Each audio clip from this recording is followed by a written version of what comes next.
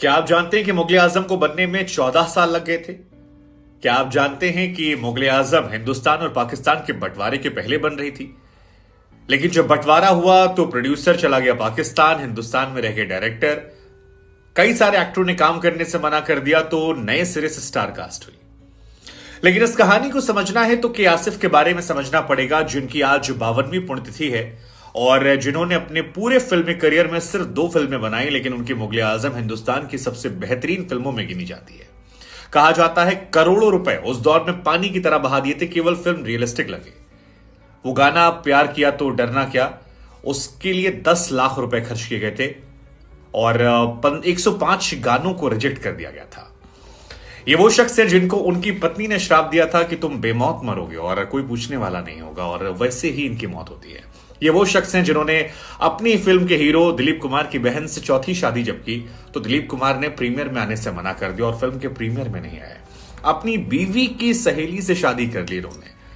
इनकी बीवी कहती है कि बड़े रंगबाज इंसान थे, लेकिन क्या कमाल की फिल्म बनाई थी। और उस फिल्म की कहानी पर आज हम जाएंगे, आपको किस्सा सुनाएंगे मुगले आजम का, कैसे मुगले आजम बनी और क्यों ये फिल्म खास है, क्यों के आसिफ के बारे में आपको जानना चाहिए, कितना कुछ इसकी कहानी में है जो अपने आप में एक फिल्म को समेटे हुए है। इस फिल्म से ज्यादा इंटरेस्टिंग तो इनकी कहानी है और इस फिल्म के बनने की कहानी है। मुगले आजम की शुरुआत तब हुई थी जब देश में अंग्रेजों का शासन था।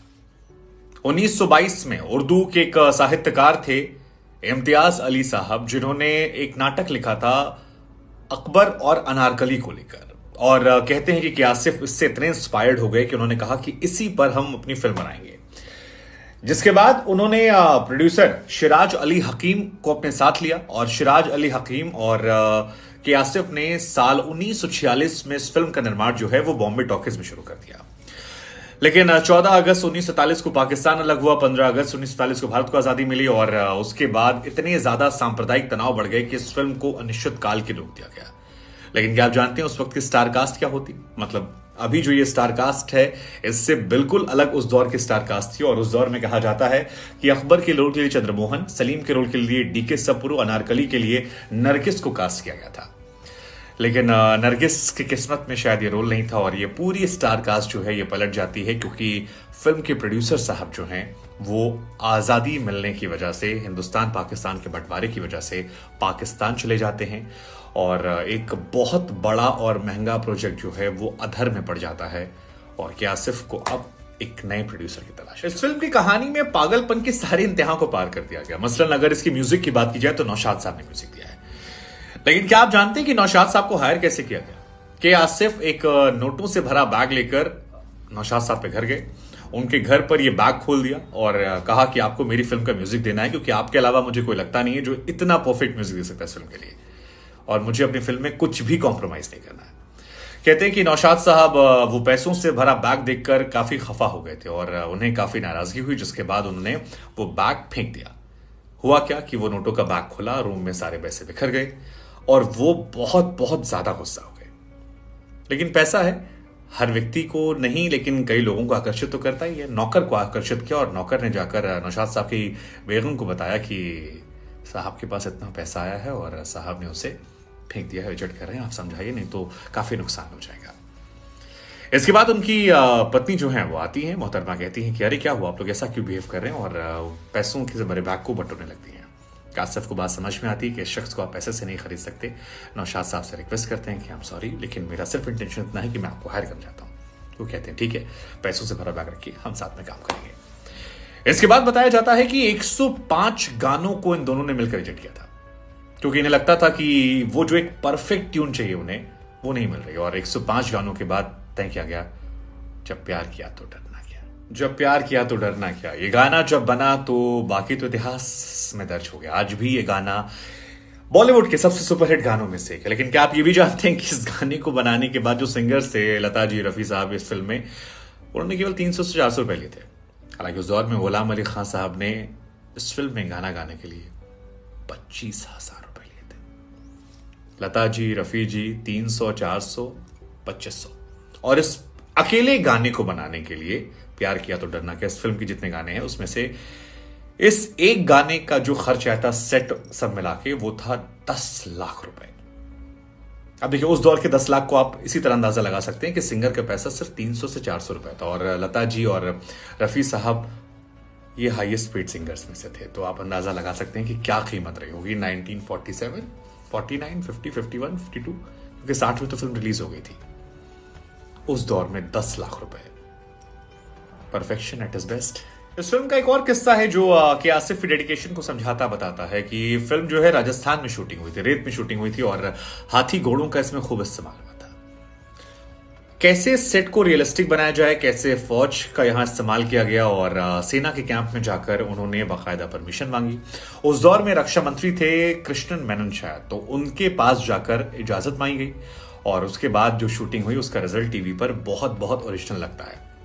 इनफैक्ट ये फिल्म कलर्ड होकर आई तब भी लोगों ने इसको बहुत पसंद किया। एक और इसका किस्सा बड़ा वायरल हुआ था कि पृथ्वीराज कपूर जो थे वो फिल्म को शूट कर रहे थे रेगिस्तान में, और उन्हें नंगे पैर चलना था, और क्योंकि नंगे पैर वो चल रहे थे तो उनके पैर में बहुत सारे छाले पड़ गए थे। ये बात जब आसिफ को पता लगी तो आसिफ ने खुद भी अपनी जो चप्पल जूते थे उतार दिए, और इसके बाद जितनी भी शूटिंग वहां पर हुई वो नंगे पैर की, ताकि वो एक्टर को बता सकें कि जो आप कर रहे हैं वो फिल्म के लिए कितना जरूरी है, और इसमें मैं आपके साथ हूं। बहुत ही छोटी बात है लेकिन बहुत ही बड़ी बात है किसी इंसान के डेडिकेशन, पैशन को लेकर, और यही वजह है कि इतिहास बनते हैं।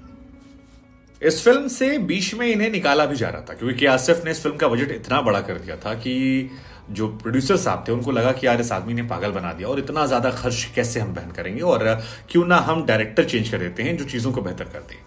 तो एक नए डायरेक्टर थे सोहराब मोदी साहब, उनको फाइनल कर लिया गया, और शाहपुर जी ने उनसे बात की, संवाद किया, और कहा कि इस फिल्म को आप डायरेक्ट करेंगे। उन्हें बाकायदा बुलाया भी गया, वो सेट पर पहुंचे, सेट को देखा, यह था कि कल से वो आकर शूटिंग शुरू कर देंगे।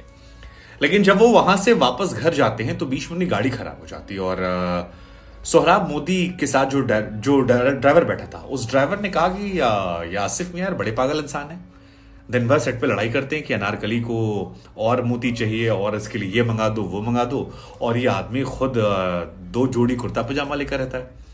कहा कि ये अपने सेट को इतना भव्य दिखाता है और इससे घर में चटाई पे सोता है, सैलरी मिलती है तो जो इसके मजदूर हैं जहां जहां पैसे नहीं बटे थे वहां बांट देता है। कैसा पागल आदमी आ रही है, और इस तरह के आदमी को मतलब कहां कहां से खोज लाते हैं।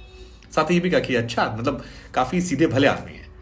कहते हैं कि सोहराब मोदी जिस फिल्म के डायरेक्टर बन गए थे उन्होंने उसके बाद शाहपुर जी को कॉल लगवाई और कहा कि सर देखिए, विद ऑल ड्यू रिस्पेक्ट, आपने मुझे मौका दिया, बहुत अच्छी बात है, लेकिन अगर इस फिल्म का भला चाहते हैं तो कि आसिफ के अलावा किसी के बारे में सोचेगा मत, वरना फिल्म डूब जाएगी। उसको दीजिए भरोसा, रखिए कि फिल्म इतिहास बनाएगी। और सोहराब जी मोदी के शब्द आज इतिहास में दर्ज है कि आसिफ ने फिल्म बनाई, और आसिफ पागलपन के साथ साथ थोड़े रंगीन मिजाज इंसान भी थे। मतलब उनकी पहली बीवी जो थी सरिता देवी जी, वो उनके मामा की लड़की थी, और उनकी शादी हो जाती है, दोनों काफी खुश रहते हैं। लेकिन उनकी पत्नी हमेशा कहती थी कि ये बहुत ही नेक दिल, अच्छा इंसान जो साथ निभाता है, मेहनत करता है, सेवा करता है, लेकिन एक्सट्रीम रंगीन मिजाज है। फिल्म की शूटिंग चल रही थी और उसमें उनकी फ्रेंड थी निगार, जिसको उन्होंने काम दिलवाया था सरिता देवी ने। इनका उनसे अफेयर शुरू हो गया और फिर शादी कर ली। बाद में उनकी लड़की जो है उसने बताया कि कभी भी मेरी माँ के साथ सरिता जी ने रिश्ते खराब नहीं किए थे, और वो हमेशा अपनी फ्रेंडशिप को प्रायोरिटी में रखा क्योंकि वो जानती थी ये शख्स ऐसा है। लेकिन इस फिल्म की शूटिंग के अराउंड ही इन्होंने दिलीप साहब की बहन से भी प्यार कर लिया, और दिलीप साहब की बहन से जब चौथी शादी की तो कहते हैं कि दिलीप साहब बहुत नाराज हो गए थे। वो इतने नाराज हो गए थे कि ये फिल्म जब रिलीज हो रही थी तो इस फिल्म के प्रीमियर पर भी वो नहीं गए। लेकिन इस फिल्म ने दिलीप कुमार को, मधुबाला को और इस फिल्म से जुड़े सभी लोगों को अजर अमर कर दिया। हालांकि जो श्राप इनकी वाइफ ने दिया था वो सच हुआ। संजीव कुमार साहब के घर पर एक दिन ये बैठे थे और 70 के दशक में इनकी मौत हो जाती है।